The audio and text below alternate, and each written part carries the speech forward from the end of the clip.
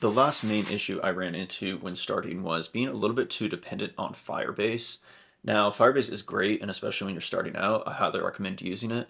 But if you ever decide later to switch, you do want to be able to kind of easily switch and not have to worry about ripping apart all your code and rewriting a lot of stuff. So now when I program something out, I want to make sure all my Firebase code or any backend specific code is in one location, and it's also kind of wrapped around a provider of sorts so that it can easily be switched out later. So now if I'm making a call to Firebase, let's say to get a user, I'll wrap that in a function called getUser, and then within that function, make the call to Firebase.